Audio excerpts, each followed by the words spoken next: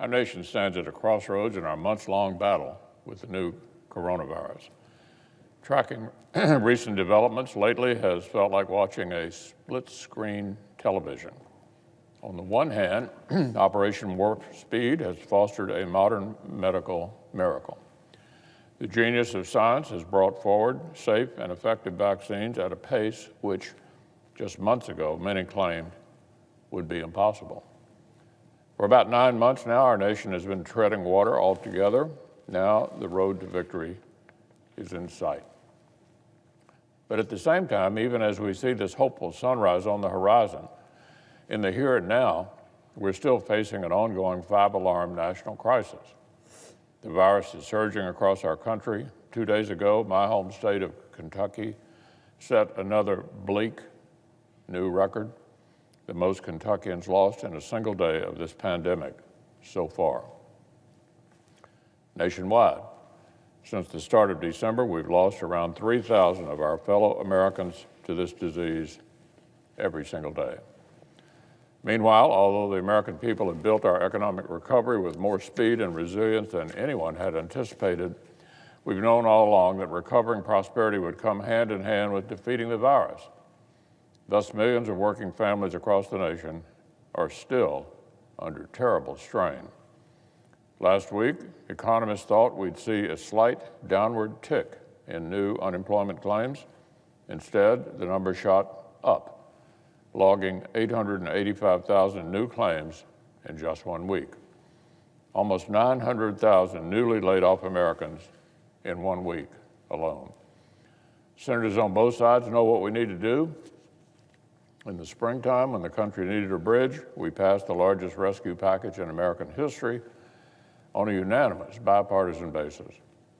Now what Americans need is another bridge. Fortunately, this time we do not need a bridge over an unknown and frightening future, but a bridge through the next several months while the life-saving vaccines can flow throughout our country. Frontline healthcare workers are receiving the vaccine as we speak. Yesterday, Vice President Pence, Speaker Pelosi, and I all received first doses of vaccines pursuant to pre-existing plans for the continuity of our government. These vaccines are safe. They are effective. They are our nation's path out of this hellish chapter. So the first lines of the cavalry are already arriving. We just need to help American families hold on while the reinforcements continue to pour in.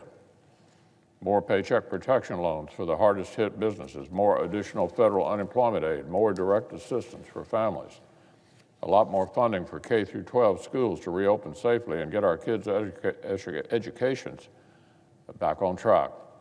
And perhaps most important of all, a huge amount of funding for vaccine distribution so that we aren't just helping Americans endure this battle, but we're helping them win the battle as fast as possible. Last night, we extended government funding for 2 additional days.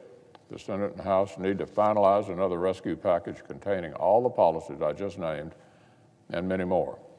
We need to finalize government funding legislation for next year, and we need to pass these measures with a big bipartisan vote and get them signed into law without further delay. We need cooperation and focus from all sides.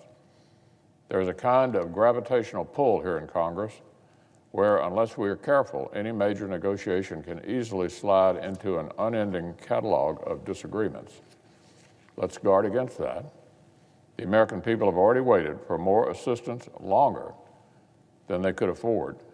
In my judgment, they've waited far too long for a relief package of the same general size and scope that Senate Republicans have been proposing literally since last summer. Every one of us in the Senate and the House represent American families who simply cannot wait any longer for Congress to conclude these discussions. Every day that we delay may very well cost more small businesses their survival, cost more American workers their jobs, and yes, cost more Americans their very lives. We've had productive discussions this week. I appreciate the good faith spirit that has characterized my talks with Democratic leaders, Speaker Pelosi, Leader McCarthy, Secretary Mnuchin, but the American people cannot feed their families or pay their bills with Congress' good faith discussions. They need us to act. We need to conclude our talks, draft legislation,